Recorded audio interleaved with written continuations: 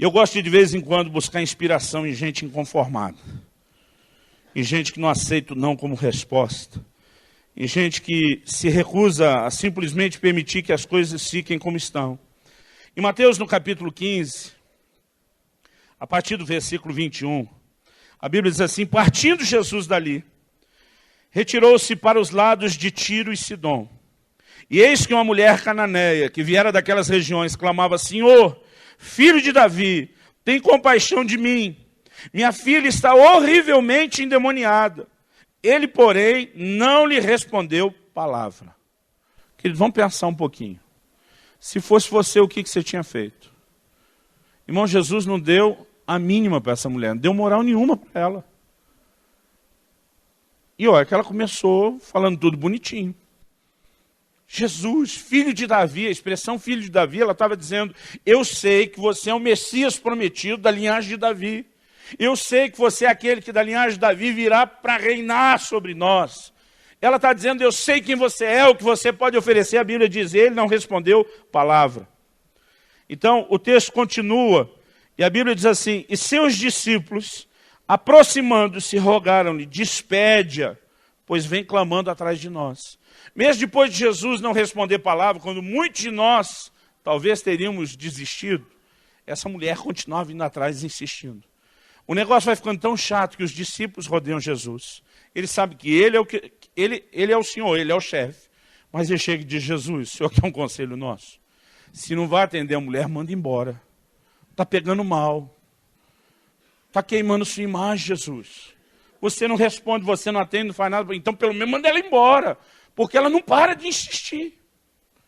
E quando os discípulos param para ter essa reuniãozinha com Jesus, o Senhor Jesus diz assim, 24, mas Jesus respondeu: não fui enviado, senão as ovelhas perdidas da casa de Israel. Jesus fala para os discípulos: vocês sabem que a minha prioridade foi enviado para os judeus, ela é uma gentia. E aqui, querido, é o segundo não. Jesus está dizendo: eu não vou atendê-la. Não adianta vocês fazerem a pressão, né, se associarem a ela. Irmãos, eu tenho certeza que eles sabiam que Jesus não ia mandar a mulher embora. Jesus nunca despediu ninguém vazio que veio atrás de si, crendo e esperando que algo acontecesse. Eu creio que eles estão usando aquela pressão, dizer que não vai atender, manda embora, mas assim atende. Jesus diz: não posso. Eu fui enviado às ovelhas perdidas da casa de Israel. Essa mulher não é parte delas, é o segundo não que ela ganha. Versículo 25. Ela, porém, veio e o adorou. A palavra adorou aqui, que significa que ela se prostrou, dizendo: Senhor, socorre-me. Então ele respondendo disse: não é bom tomar o pão dos filhos e lançá-lo aos cachorrinhos. Irmão, por mais bonitinho que seja essa conversa, Jesus chamou a mulher de cachorra. Tudo bem que não tinha um sentido assim tão pejorativo, mas Jesus está dizendo o quê? Um cachorro pode ser bem quisto e amado, recebido dentro da família, mas ele nunca está no mesmo lugar, na mesma posição que os filhos. Jesus diz: eu não posso tirar o pão que pertence aos filhos para dar para um cachorrinho. Em outras palavras, Jesus está dizendo: Israel, por conta de uma aliança com Abraão, tem direitos que vocês, os gentios, ainda que estejam se relacionando e sendo bem aceitos no meio dos judeus, que vocês não têm. Agora, quando Jesus fala isso, essa mulher, ela me inspira. Eu, quando chegar no céu, quero descobrir quem é. Versículo 27 diz: ela, contudo, replicou: sim, Senhor. Porém, os cachorrinhos comem das migalhas que caem da mesa dos seus donos. Ela diz: cá entre nós, Jesus, não estou tentando usurpar o lugar deles. Mas o Senhor há de convir que eles não estão aproveitando o que o Senhor está dando. Ele diz: a sobra, o que eles estão desperdiçando, o que o Senhor está oferecendo, eles não estão pegando. Essa sobra já me basta. Quando Jesus fala desse jeito, quando essa mulher fala desse jeito, Jesus responde, diz assim: mulher, grande é a tua fé. Faça-se contigo como queres. A Bíblia diz: e desde aquele momento sua filha ficou sã. Mas essa mulher levou 3 não de Jesus e saiu com a bênção. Pensa numa mulher inconformada. Pensa numa mulher que não aceitava o não como resposta. Pensa numa mulher que dizia, eu não vou engolir essa situação, eu não vou aceitar que as coisas fiquem como estão. Ela sabia exatamente como estava, querido, e que era só Deus que podia mudar. Mas ela vai determinada, dizendo, eu vou experimentar o que Deus tem, eu não recuo, eu não aceito outra coisa. É este tipo de gente, querido, que está vivendo fé. É o sonho como linguagem de fé, não o sonho no sentido de fantasia. É este tipo de gente que muda as circunstâncias. Que normalmente quem está na fantasia aceita as circunstâncias. Eu acho engraçado como alguns confundem fé com o pensamento positivo. E o pensamento positivo de alguns, para mim, nem é tão positivo. Porque é mais ou menos que nem aquela frase de para-choque de caminhão. Tá ruim, mas tá bom. Então o camarada imagina que não está tão ruim assim. E ele começa a achar que está ruim, mas tá bom. Sabe, querido, eu acredito que nós precisamos entrar num lugar em Deus que vem de um inconformismo que diz, eu não vou aceitar que as coisas permaneçam como estão. Eu vou experimentar aquilo que Deus pode fazer. Eu fico olhando para Moisés, e Moisés era um cara desse inconformado.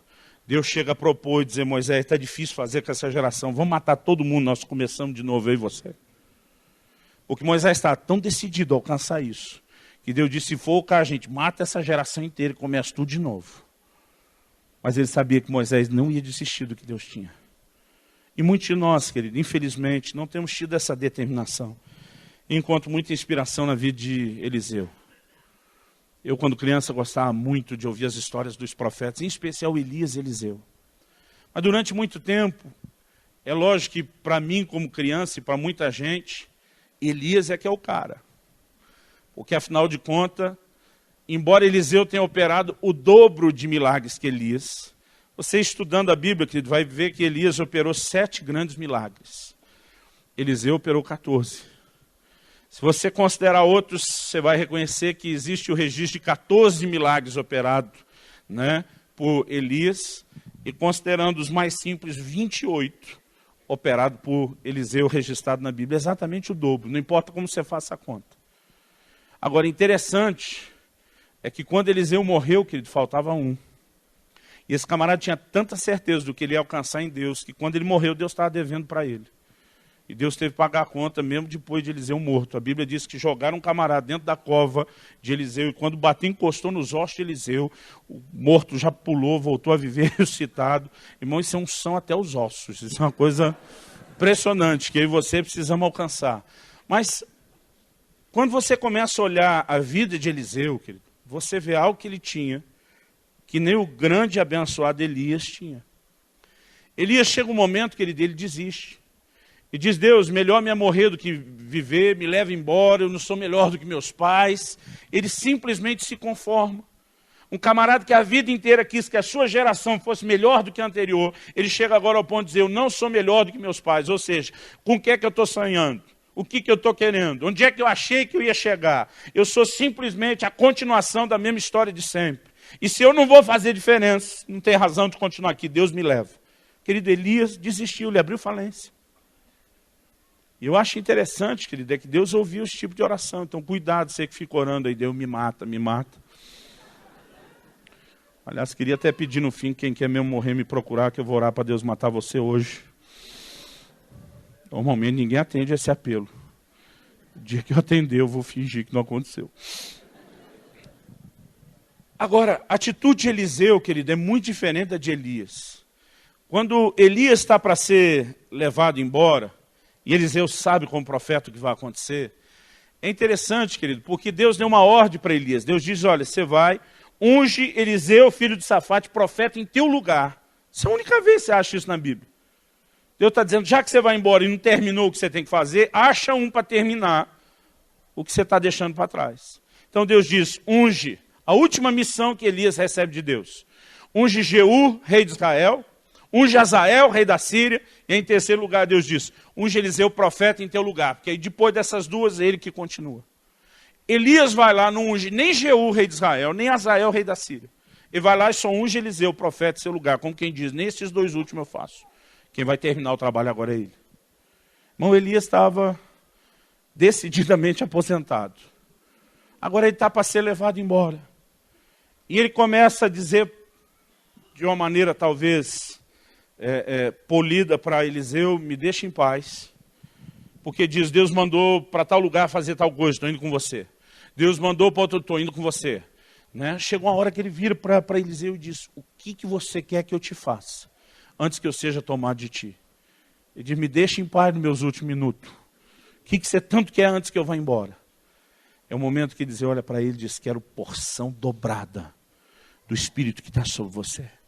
Eu não sei como que você lê isso, querido. Eu vou te dizer qual é a minha leitura. Para mim, Eliseu está dizendo para Elias: se você acha que eu vou gastar a minha vida só para terminar o que você não terminou, e que eu vou viver debaixo da sua sombra, para simplesmente ser quem vai finalizar a sua missão e anular a minha, você está muito enganado. Para mim, ele está dizendo para Elias: eu até aceito o desafio terminar o que é seu, mas eu vou viver a sua vida e a minha. Eu vou viver e vou me mover no ministério profético com porção dobrada. Você até agora foi o cara, mas quando você for embora não vai ficar nem saudade de você, porque eu que vou ser o cara. Irmão, eu olho para Eliseu e eu fico impressionado. E não é só isso, querido. Elias subiu, foi levado pelo Senhor. A Bíblia diz que Eliseu passa a mão no manto que caiu. Eles tinham acabado de atravessar o Jordão, querido, de uma forma milagrosa. Você acha que Eliseu voltou nadando? A Bíblia diz que ele passou a mão no manto, ele fere o Jordão e ele dá um grito, um brado. E o brado de Eliseu é: onde está o Deus de Elias? O que ele está dizendo? Elias foi embora, mas Deus continua aqui. Tem muita gente, querido, fica chorando, né? A lembrança de como a igreja era boa, de como tal época aconteceu isso, de como Deus usou tal e tal ministério, de como Deus usou tal e tal pastor. Querido, eu quero te dizer, toda essa gente que Deus já usou e que Deus usa, vai passar. Eles vão entrar e sair da história, eles vão entrar e sair das nossas vidas, mas Deus continua. E um camarada inconformado, ele não aceita que porque alguém que foi bênção na sua vida está indo embora, que as coisas vão parar. Esse é o momento que ele está dizendo: Elias foi, mas Deus fica. E naquele momento ele está dizendo: Deus, eu quero ver você agora na minha vida. E a Bíblia diz que o Jordão se abriu diante dele. Querido, eu olho para Eliseu e eu vejo um camarada assim que ele realmente não aceitava parar naquilo que Deus tinha para ele. Essa atitude de inconformismo que eu e você precisamos ter. Em 2 Reis 4:4, ele está orientando profeticamente uma mulher que precisa de um milagre. A Bíblia diz que uma mulher viúva de um dos filhos dos profetas vai até Eliseu e diz: ó, teu servo morreu, deixou uma dívida, o credor está batendo na porta, quer levar meus filhos escravos. Eliseu diz para essa mulher: olha, vai, pede para as suas vizinhas o máximo de vasilha que você conseguir. Quando você chegar em casa, fecha a sua porta. Eu quero te dizer, querido, que as coisas mais extraordinárias que Deus tem que fazer na sua vida, provavelmente vão acontecer no lugar secreto e não em público. Ele diz: fecha a sua porta. Aí, nessa instrução profética, ele diz: pega a sua vasilha que tem o azeite e começa a despejar nas vasilhas vazias. Aí Eliseu fala algo, querido, que em algum momento, não sei para você, mas para mim não parece mais uma orientação profética. Parece mais, com o perdão da palavra, que ele acha que está lidando com uma mulher meio retardada, mentalmente falando. Porque diz: depois que você encher, põe a parte que estiver cheia. Eu fico pensando, por que Eliseu ia falar uma coisa dessa? Será que ele acha que a mulher ia ficar lá virando o negócio, que ia ficar derramando para o chão e que nunca mais ela ia trocar de vasilha? Se não falasse: ô, aqui está cheia, põe de lado. Eu não creio, querido, que aquela instrução é literal. Eu creio que tem uma carga simbólica por trás dela. Eu creio que Eliseu está dizendo o seguinte: aquele milagre que Deus já fez na sua vida, deixa para trás, porque tem mais coisa para ser feita. Tem gente que está vivendo só do passado, e ele fica: naquela época aconteceu isso, em tal ocasião Deus fez aquilo. Querido, nós temos que lembrar dessas coisas. Meus filhos amam quando eu fico contando as histórias do que Deus fez, mas, querido, a gente não pode ficar olhando como se a cota do que Deus tinha para fazer na minha e na sua vida já tivesse dado. A gente tem que saber colocar essas coisas para trás, mirar, olhar muito bem para frente, cheio de fé, e dizendo: tem muito mais para ser experimentado, tem muito mais para ser provado em Deus. Não importa o que Ele fez até agora, eu vou além, eu vou experimentar mais. Esse é um espírito que ele é inconformado. Ele consegue ser agradecido pelo que Deus fez, mas ele não se contenta. Ele diz: eu quero mais. Vira para o irmão ao seu lado e fala: Deus tem mais para você. Em terceiro e último lugar, querido, deixa eu compartilhar algo com você que eu tenho entendido, eu tenho procurado andar nisso minha vida toda. Já no início do ano, nós compartilhamos aqui 2 palavras Eu recomendo, se você não teve a chance de ouvir, tentar acessar